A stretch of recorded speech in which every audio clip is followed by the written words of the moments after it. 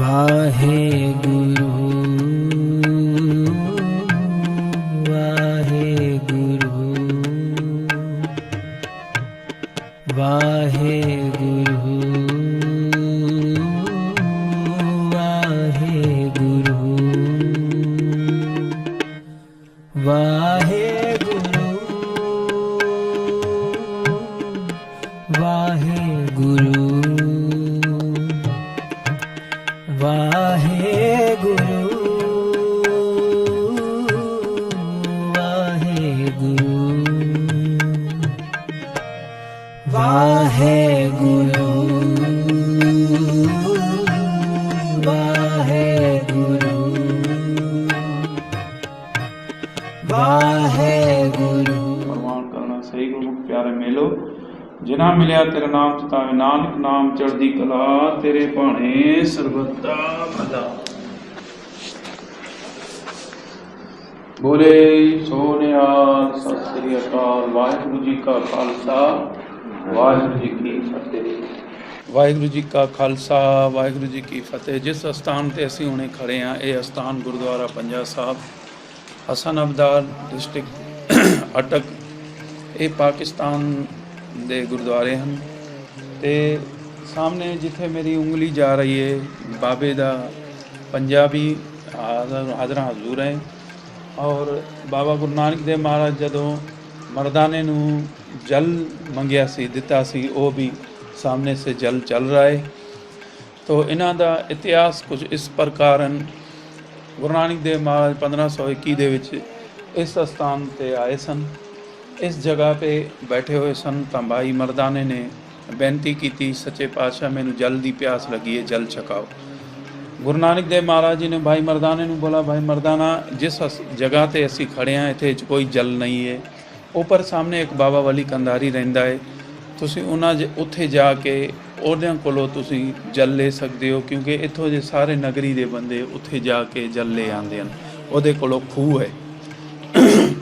तक भाई मर्दाना गुरु नानक देव महाराज की बचन शब्द सुन के तो ऊपर जदों चले गए हैं तो भाई मर्दाने ने बाबा वली कंधारी नू बेनती की थी मैनू जल छका दो। तो भाई मर्दाने नू बाबा वली कंधारी ने पूछा भाई मेरे कोलों जल तो सारे जितने भी नगरी दे जी हैं लेन आंदे हैं तो मैनू पता है कि वो कौन कौन है पर तू नया आया तू कौन है। तो उन्हें दसिया कि सामने गुरु थले गुरु नानक देव महाराज जी खड़े हैं मैनू जल की प्यास लगी है उन्होंने इत्थे भेजी है। तो भाई मर्दाने नू बाबा अली कंधारी ने एक बारी उन्होंने बोला कि गुरु नानक देव महाराज कौन हैं पूछया तो गुरु नानक देव अकाल पुरख के रूप हैं। तो वो अंकार विच आके कहन लगा तो वो इतनी फौज के मालिक हैं तो तुहानू जल नहीं दे सकते। उन्हें एक बारी उन्होंने थले भेज दिता। जदों थले आया फिर गुरु नानक देव महाराज दूजी बारी उत्ते भेजा फिर उन्होंने बहुत अंकार चढ़िया। फिर तीजी आया फिर तीजी बारी भाई मर्दाना उत्थे गया जल लैण वास्ते तो भाई मर्दाने नूं तीजी बारी जल नहीं मिलिया। तो थले आके गुरु नानक देव महाराज जी नूं बेनती की थी सच्चे पातशाह उन्हें 3 बारी जल नहीं दिया है मैनू हुण इत्थे जल छकाओ किरपा करो।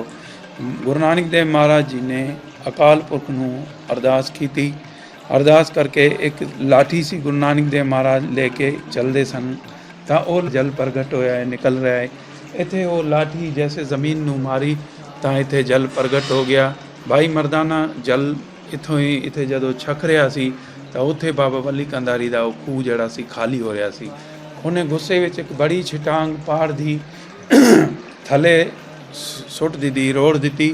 तो इस वारों वो जिहड़ी जगह उत्थे जल निकला है कि इनू मैं ख़त्म करा जपत करा। तो उस टाइम जदों पहाड़ आ रहा सी भाई मर्दाने की नज़र पड़ी बस गुरु नानक देव महाराज नूं बेनती की सच्चे पातशाह असी जल तो छकिया और सामने एक बहुत वड्डा पहाड़ आ रहा है सब नूं खत्म करेगा। तो गुरु नानक देव महाराज ने बोला भाई मर्दाना तुसी जल छको। जदों पहाड़ उतों जदों मर्दाने दे उत्ते आया तो गुरु नानक देव महाराज ने अपने सज्जे हाथ से उस पहाड़ नूं उत्थे पंजा दे के उत्थे ही मूव कर दिया। जो सामने तुसी दर्शन कर रहे हो नानक देव महाराज जी का अपने हाथ का है। और वो जो जल निकल रहा है ये भी गुरु नानक देव महाराज उस टाइम निकाला सी जिसनूं 550 साल हो गए ਇਹਦੇ ਵਿੱਚ ਗੁਰੂ ਨਾਨਕ ਦੇਵ ਮਹਾਰਾਜ ਜਿੱਥੇ ਆਏ ਸਨ। तो इन्हां दा इस प्रकार इतिहास है गुरुद्वारा पंजा साहब का। गुरुद्वारा पंजा साहब इसके लिए किया जाता है तो गुरु नानक देव इस पहाड़ ਨੂੰ ਪੰਜਾ ਮਾਰਿਆ ਸੀ ਔਰ ਇੱਥੇ ਜਲ ਨਿਕਾਲਿਆ ਸੀ। ਇਹ ਜਲ ਚੱਲ ਰਿਹਾ ਹੈ, ਸਾਰੀ ਸੰਗਤਾਂ ਦਰਸ਼ਨ ਕਰ ਰਹੀਆਂ ਹਨ। ਇਤਨੀ ਬੇਨਤੀ ਪ੍ਰਵਾਨ ਕਰੋ। ਵਾਹਿਗੁਰੂ ਜੀ ਕਾ ਖਾਲਸਾ, ਵਾਹਿਗੁਰੂ ਜੀ ਕੀ ਫਤਿਹ। ਅੱਛਾ, ਇੱਥੇ ਪੂਰੀ ਦੁਨੀਆ ਤੋਂ ਸੰਗਤਾਂ ਆਉਂਦੀਆਂ ਨੇ ਸੰਗਤਾਂ ਆਉਂਦੀਆਂ ਤੇ ਖਾਸ ਕਿਹੜੇ ਦਿਨ ਦੇ ਉੱਤੇ ਬਹੁਤ ਜ਼ਿਆਦਾ ਲੋਕ ਜਿਹੜੇ ਆਉਂਦੇ ਨੇ? वो तो गुरु नानक देव महाराज जी का जब प्रकाश पूरब होता है नवंबर में, उदों तो बहुत ही संगत आंदी हैं। तो सुबह आंदी हैं, शाम को दर्शन करके चले जाते हैं। कुछ नू कोई रह भी जाता है तो उन्होंने इतने बंदोबस्त है, कमरे हैं, लंगर का बंदोबस्त कमरा देंगे हैं। तकरीबन वो आते हैं सुबह दर्शन करके, और गुरुद्वारा का भी दर्शन करना पड़ता है उन्होंने, वो उत्थे चले जाते हैं। तो इत्थे जड़ा जो त्यौहार मनाया जाता है वो चौथे महीने अप्रैल की 14 तारीख ਨੂੰ ਮਨਾਇਆ ਜਾਂਦਾ ਹੈ। ਉਹਨੂੰ ਕਹਿੰਦੇ ਨੇ ਵਿਸਾਖੀ। ਗੁਰੂ ਗੋਬਿੰਦ ਸਿੰਘ ਮਹਾਰਾਜ ਨੇ ਵਿਸਾਖੀ ਦੇ ਦਿਨ ਤੇ ਸਿੱਖ ਪੰਥ ਦੇ ਸਾਜਨਾ ਰਚੀ ਸੀ, ਅੰਮ੍ਰਿਤ ਛਕਾਇਆ ਸੀ ਪੰਜ ਪਿਆਰਿਆਂ ਨੂੰ ਤੇ ਖੁਦ ਛਕਿਆ ਸੀ। ਉਹ ਦਿਨ ਇੱਥੇ ਮਿਲਾਇਆ ਜਾਂਦਾ ਹੈ, ਵਿਸਾਖੀ ਦਾ ਦਿਨ, ਚੌਥੇ ਮਹੀਨੇ ਅਪ੍ਰੈਲ में 14 ਤਾਰੀਖ। ਠੀਕ। ਤੇ ਜਿਹੜੇ ਤੁਸੀਂ ਸਾਰੀ ਦੁਨੀਆ ਦੇ ਵਿੱਚ ਸਿੱਖ ਸੰਗਤਾਂ ਨੇ, ਜਿਹੜੇ ਸਿੱਖ ਧਰਮ ਨੂੰ ਮੰਨਣ ਵਾਲੇ ਨੇ, ਉਹਨਾਂ ਨੂੰ ਕੀ ਤੁਸੀਂ ਮੈਸੇਜ ਦਿਓਗੇ? ਇਹੀ ਮੈਸੇਜ ਹੈ। ਅੰਮ੍ਰਿਤ ਵੇਲੇ ਉੱਠੇ ਗੁਰੂ ਨਾਨਕ ਦੇਵ ਮਹਾਰਾਜ ਜੀ ਦਾ ਜੋ ਹੁਕਮ ਹੈ, ਗੁਰੂ ਗ੍ਰੰਥ ਸਾਹਿਬ ਮਹਾਰਾਜ ਜੀ ਦਾ, ਅੰਮ੍ਰਿਤ ਵੇਲਾ ਸਤਨਾਮ ਵਡਿਆਈ ਵਿਚਾਰ। ਅੰਮ੍ਰਿਤ ਵੇਲੇ ਉੱਠੇ ਬਾਣੀ ਨਾਲ ਪਿਆਰ ਕਰਨ, ਆਪਣੇ ਬੱਚਿਆਂ ਨੂੰ ਗੁਰਬਾਣੀ ਵਾਲਾ ਜੀਵਨ ਬਖਸ਼ਣ, ਉਹਨਾਂ ਨੂੰ ਗੁਰਬਾਣੀ ਪੜ੍ਹਾਉਣ, ਪੰਜਾਬੀ ਸਿਖਾਉਣ। ਔਰ ਇਹੀ ਹੈ ਕਿ ਉਹਨਾਂ ਨੂੰ ਜਿੰਨੇ ਵੀ ਉਹਨਾਂ ਦੇ ਬੱਚੇ ਹਨ ਤੇ ਉਹਨਾਂ ਨੂੰ ਆਪਣੇ ਗੁਰਸਿੱਖੀ ਵਿੱਚ ਲੈ ਆਵਣ, ਉਹਨਾਂ ਨੂੰ ਗੁਰਸਿੱਖੀ ਦਾ ਪ੍ਰਚਾਰ ਕਰਕੇ ਉਹਨਾਂ ਨੂੰ ਅੰਮ੍ਰਿਤ ਛਕਾਉਣ। ਇਹ ਸਾਡਾ ਧਰਮ ਹੈ, ਗੁਰੂ ਵਾਲੇ ਬਣਨ। ਇਤਨੀ ਬੇਨਤੀ ਹੈ। ਵਾਹਿਗੁਰੂ वाहेगुरु। जी, ये जो है ना नीचे जितने भी ये लगे हुए हैं पत्थर, इन्होंने ये जो डोनेशंस दी हुई हैं वो लिखे हुए हैं जब ये गुरुद्वारा बन रहा होगा। ये देखें, 15 रुपए सेवा कराई मेहरचंद पिशोरी लाल, ठीक हो गया, पिंडी घेब, इसके बाद सेवा कराई बाबू गोपाल सिंह गुजरात, उन्होंने अपनी माता वीराबाई के लिए जो है वो ये चैरिटी की। इसी तरीके से ये सारी सेवा कराई बीबी इकबाल कौर जी। तो ये सारा जो है ना वो जिन जिन ने इसका किया हुआ है ना, बनवाने में तो वो सारे के जो हैं वो उनकी अंग्रेजी में भी लिखा है। जी जी, अंग्रेज़ी में भी लिखा हुआ है। और हम लोग गुरुद्वारा पंजा साहब आए हुए हैं ननखा, ये हसन अब्दाल गुरुद्वारा पंजा साहब हसन अब्दाल। यहाँ पे हमें वो ग्रंथी साहब ने अभी वो पूरी एक जो यहाँ की हिस्ट्री है वो बताई, और सारा उन्होंने हमें उसके बारे में अंदर दर्शन भी करवाए गुरु ग्रंथ साहब के। और साहिल भाई और हमारे लिए उन्होंने दुआ भी करवाई। अभी हम जाएंगे जिधर ऐसे वो पानी का चश्मा निकलता है। सत श्री अकाल जी। और वहाँ पे पंजे का निशान बना हुआ है जो बताया उन्होंने ग्रंथी साहब ने, तो वो वहाँ पे जाएंगे।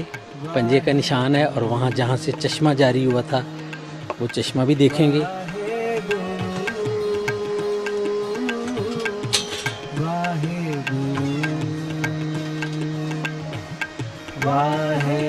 ये जो सरोवर साहब है, यहाँ पे बहुत बड़ी बड़ी मछलियाँ जो हैं वो नज़र आ रही हैं। और वो मछलियाँ बाबा जी बता रहे थे अभी ग्रंथी साहब कि जी वो मछलियाँ जो हैं ये जाती हैं और जो चश्मा है उसके सोर्स तक जाती हैं, और उसके साथ फिर जो पंजा साहब का निशान है उसको भी जाके चूमती हैं।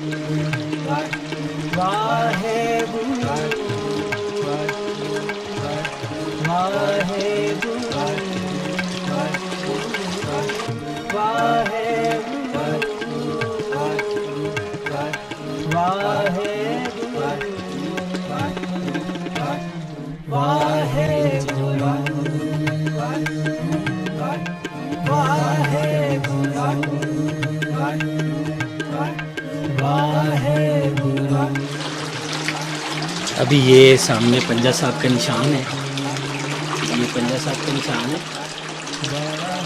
और ये जो चश्मा जारी है, और हम देख सकते हैं कि जो मछली है वो वहाँ तक जा रही है। हम भी इस हकीकत के साथ कि हम प्यार मोहब्बत और अमन के सब मानने वाले, तो ये पंजा साहब के ऊपर हाथ रख के जो दुआ है सबके लिए, तो सबके भला और सबकी खैर।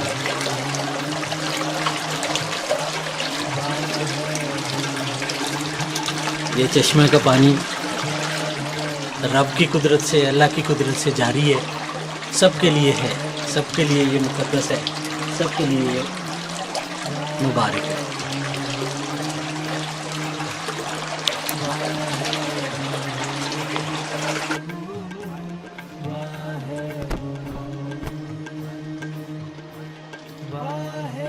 ये जी गुरुद्वारा श्री पंजा साहब हसन अब्दाल, बेहद खूबसूरत कॉम्प्लेक्स, बहुत अच्छे तरीके से बनाया गया। इसके चारों तरफ रिहायशी कमरे, जो दुनिया भर से संगतें आती हैं उनके लिए रिहाइश का बंदोबस्त, लंगर हॉल जिसमें जितने भी लोग आ जाएं सबको लंगर जो है वो फ्री में दिया जाता है, और सब लोगों को यहाँ पे आने की इजाज़त है। वाहे गुरु वाहे गुरु वाहे गुरु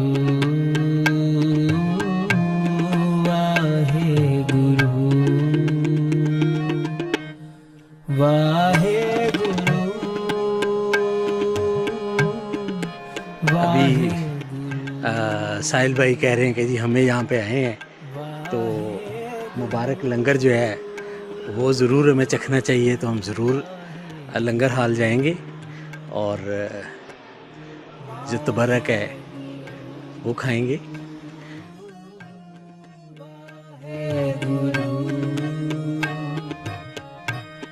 वाहे गुरु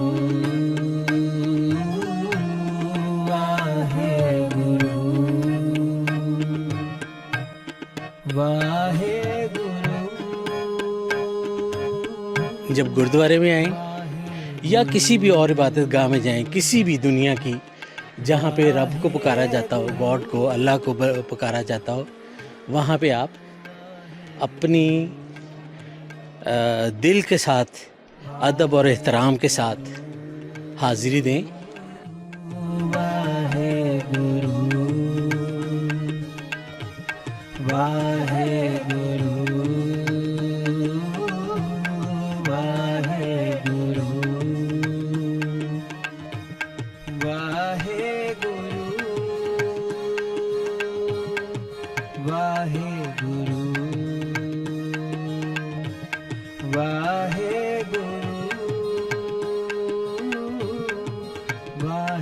गुरु वाहे गुरु वाहे गुरु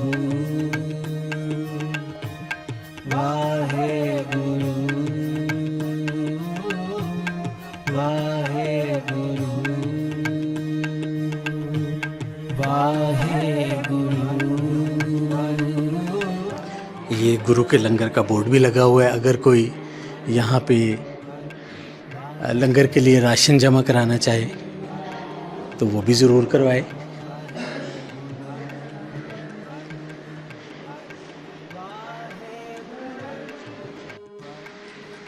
ये अब हम लंगर हॉल में आए हैं जी, गुरुद्वारा पंजा साहब हसन अब्दाल में, और दस्तरखान बिछे हुए हैं जहाँ पे बैठ के खाना खा सकते हैं, और जो नीचे नहीं बैठ सकते उनके लिए ये लोहे के बेंच लगे हुए हैं साइडों के ऊपर, वो वहाँ बैठ सकते हैं। सो साहिल भाई जो हैं वो नीचे बैठ के तो अपना मोबाइल उन्होंने खोल लिया है, तो वो उधर लगे हुए हैं। तो अब हम इंतज़ार कर रहे हैं कि हमें जो है वो लंगर मिले तो हम उसको नोश फरमाएं।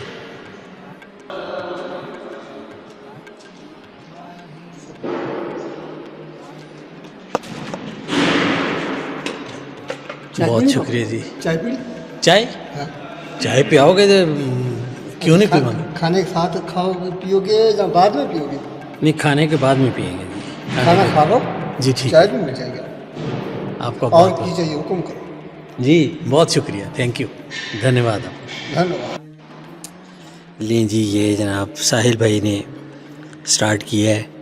सलाद है, दाल है, रोटी है, चावल हैं और उसके बाद हमें चाय भी मिलेगी और पानी भी आ रहा है जी।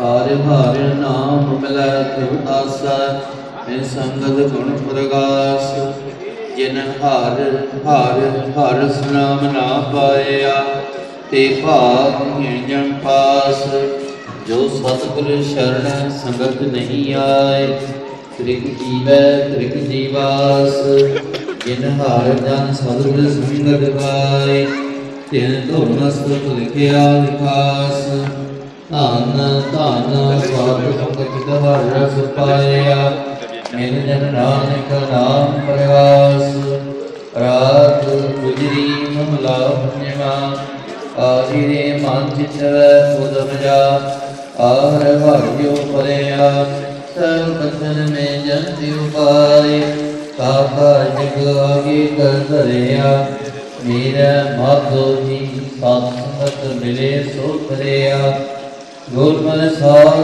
भगत आया सूखे जी अस्सलाम वालेकुम। अभी शाम हो गई, हमने गुरुद्वारा पंजा साहब हसन अब्दाल में हाज़िरी दी है और डॉक्यूमेंट्री भी बनाई है और उम्मीद है कि आप सब लोगों को भी पसंद आई होगी। तो आप लोगों से फिर मुलाकात होगी। आपका बहुत बहुत शुक्रिया, थैंक यू। मज़ीद इसी तरीके से वीडियोस देखने के लिए हमारे चैनल के साथ जुड़े रहेंगे। शुक्रिया।